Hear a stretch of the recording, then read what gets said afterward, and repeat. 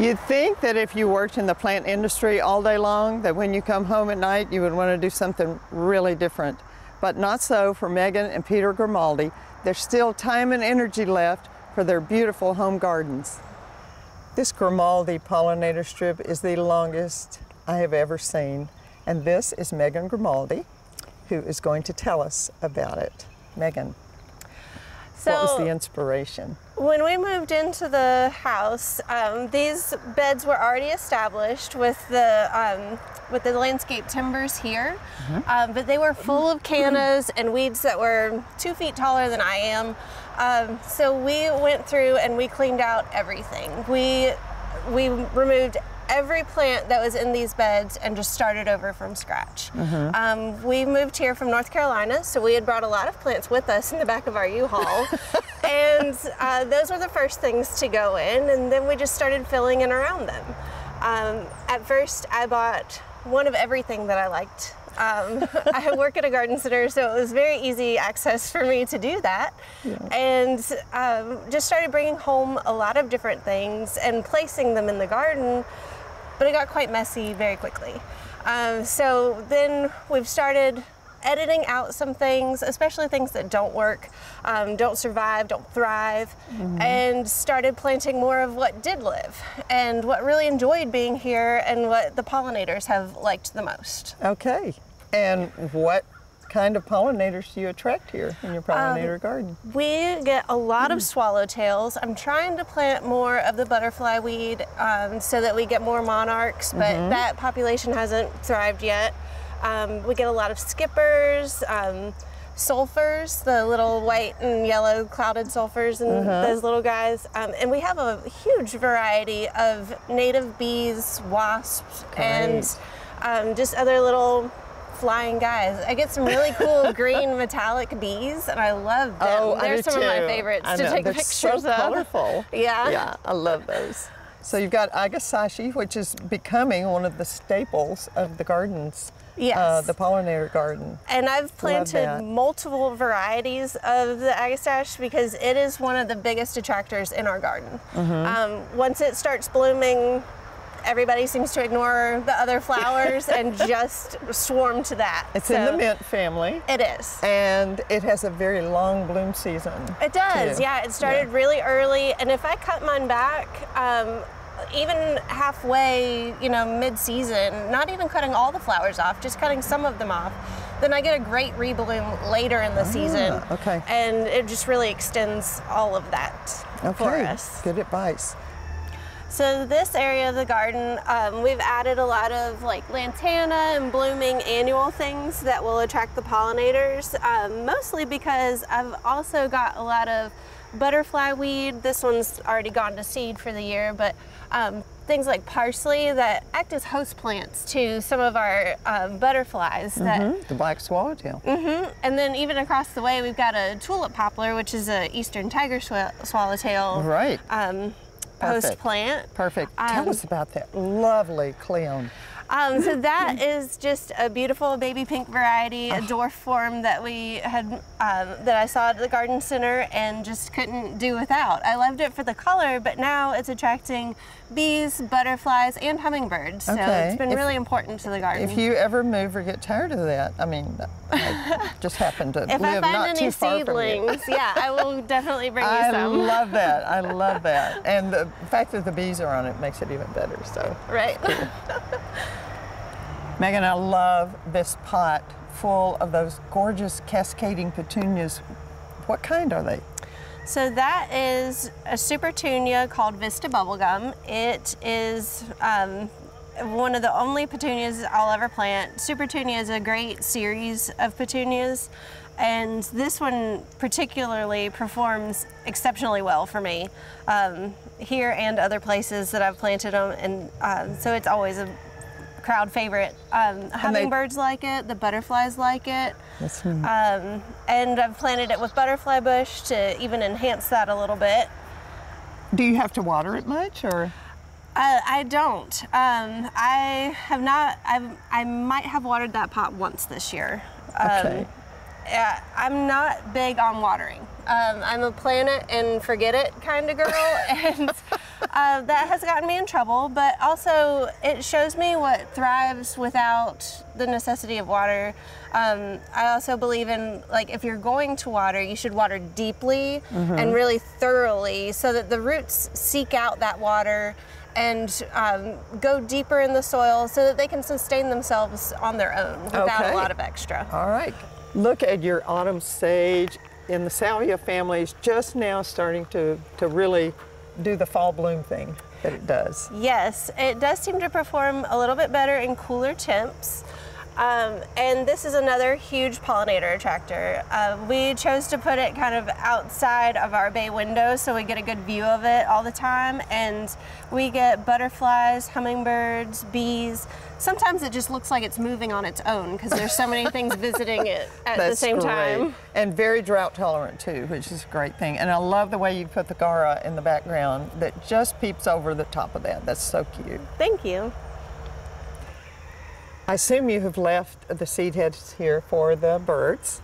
Yes, the goldfinch love these echinacea seed heads. We'll have 4 or 5 grouped here, all eating together, and it's just so fun to watch them pick through the seed heads and really kind of tear them up. But it's just so interesting. And speaking of heads, this little lady here has lost hers, and I assume it's because she's so crazy about your garlic chives, which attracts all kinds of pollinators. Yes. Especially small, right? Yeah, mainly we see the little tiny bees and little wasps on the garlic chives there, and I don't use them for cooking because they are inside these landscape timbers. I'm a little worried about chemicals, but I just have them there for the flowers because they're so pretty this time of year. They are, and they fit in perfectly. This is a different area of your property. It's a long, sloped, shady hillside. So in it is my new favorite Agastache, which is called Blue Boa. I love the miniature size, and it attracts so many pollinators. But Megan, that is spectacular out there, the little violet colored, looks like a crocus to me, but what is it really? So those are colchicum. It is the bulb, and it's called autumn crocus because it does have the same shape of flower as a crocus. They send up leaves in the early spring, and they die back very quickly when the heat of summer comes on, the leaves do, and then they bloom like this without leaves in the fall. Gorgeous, gorgeous. They like it moist then and shady, right? They do, yeah. They can take some sun, but they would prefer kind of part shade conditions and just kind of even moisture throughout. But like a bulb, you know, they have all the food stored in there so that they don't require a lot from me, which I like. This is also a sloped area on the Grimaldi property, but it's a sunny space full of wingstem right now, and goldenrod and beautiful things. This is Peter Grimaldi, who is the engineer of all this. So tell us, Peter, about what you had in mind. Thank you. It's really a utilities right-of-way as it carries the overhead power lines. And so we're managing it as, you know, kind of a low input meadow and introducing points of interest, a bit of native species diversity, and experimenting with creating as much positive competition as we can. So, for example, on the hill we inherited the canna, which does have its benefits, including the functional benefits of shielding us from the driveway and the neighbor's property, but introduced a couple different native species of sumac in an attempt to experiment with creating competition for that canna, which we overall want to diminish. Including this little guy in the foreground. There's a hummingbird on the canna right now. Right, again, it has its, benefits. It's really cool. You know? Tell us about this sumac. It's a new cultivar. This is Lanham's Purple, which is a cultivar of Ruscopalina.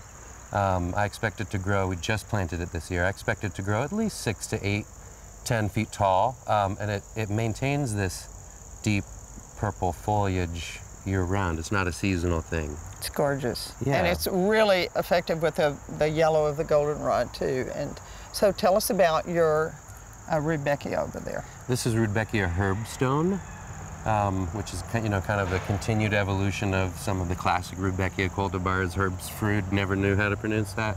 anyway. Herbstone's a lot easier, but it's huge, right? 6, 7 feet tall, coarser in texture, larger leaves, so it sticks out in an application like this.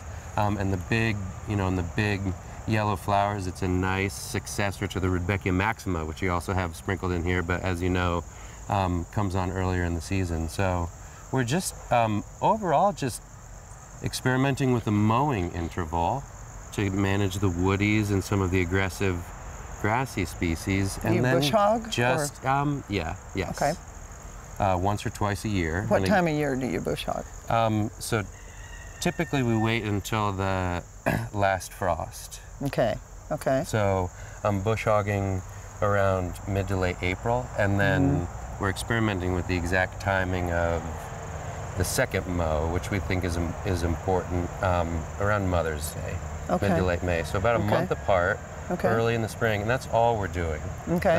There's almost zero chemical intervention in here. It's just simple, stubborn attrition. Yeah. It's just a guy with a shovel, right? A guy and a gal with a shovel. And when you're trying to manage a meadow in the middle of a walnut forest, you've got an uphill battle because the squirrels and plus are very the erosion good. control. Yeah, the squirrels are very good at planting those walnuts. Yeah, I bet they are. Yeah. So, and the goldenrod was already here. The goldenrod was You didn't already have to plant here. that. The big blue stem? Yep.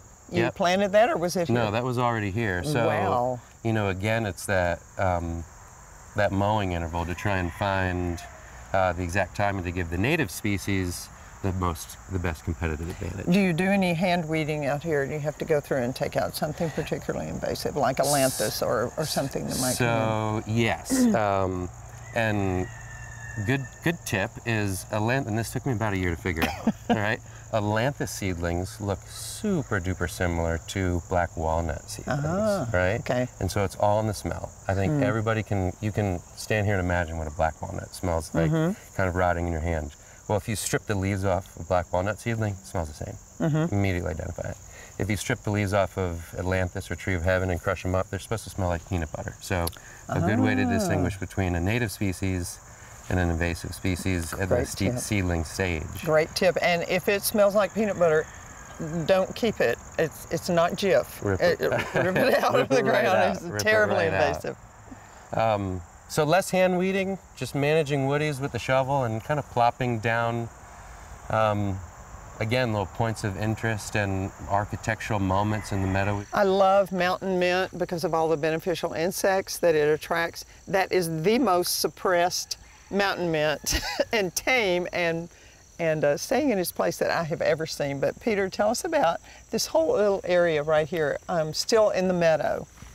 Yeah, it is a nice little vignette, a good example of just throwing more stuff out there. Obviously, focusing on the edge where we get better visibility, looking out from the house. But the mountain mint, as you mentioned, and then a clear purple theme going in this area between the Gina phlox and the echinacea, kind of all then echoed by a cultivated variety of hibiscus in the background. Got some purple and then contrasting yellow with the little Henry Rudbeckia here, even some of the Eryngium yuccifolium rattlesnake maxer, as well as, got a volunteer elm tree, some of the, the brambles that we're trying to manage, and any number of invasive grass species. But nonetheless, some native and well-behaved selected plants kind of doing their thing and creating this little moment for us.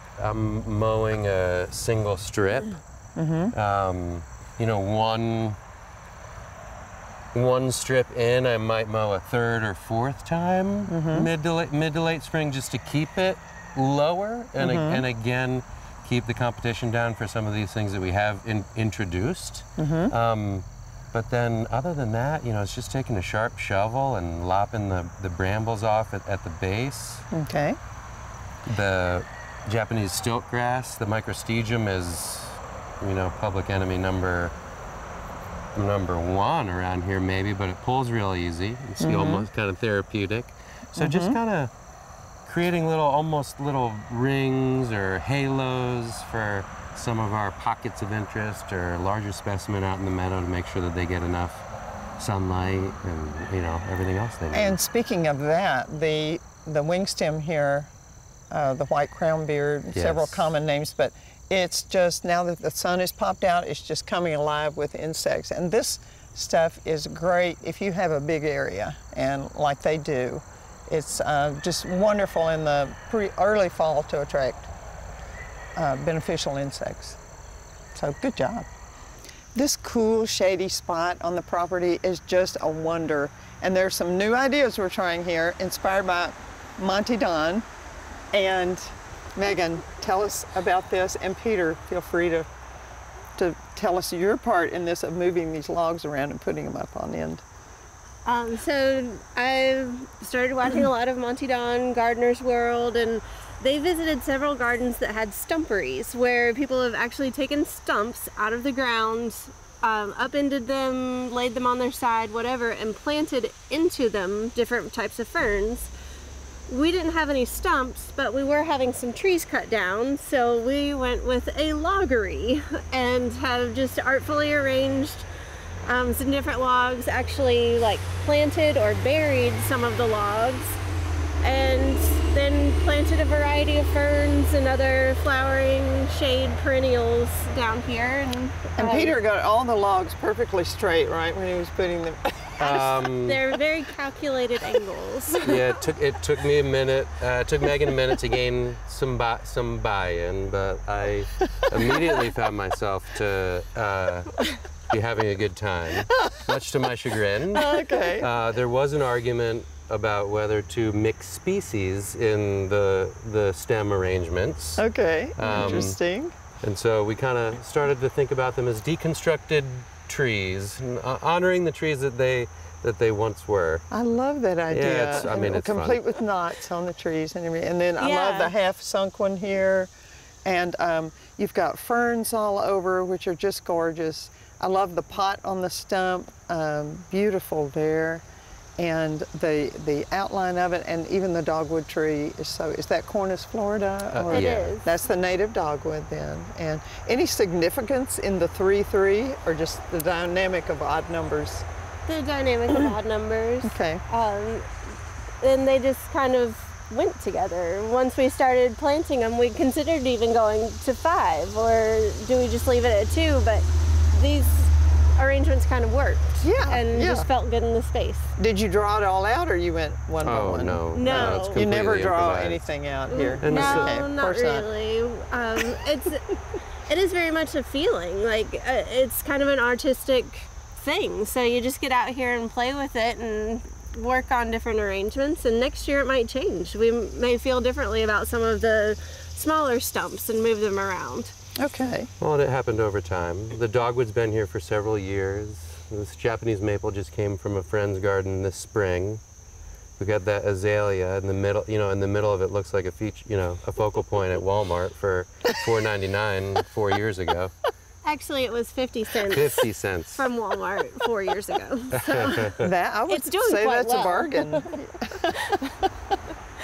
And the ferns are what type? that is the sensitive fern. Wonderful. Wonderful.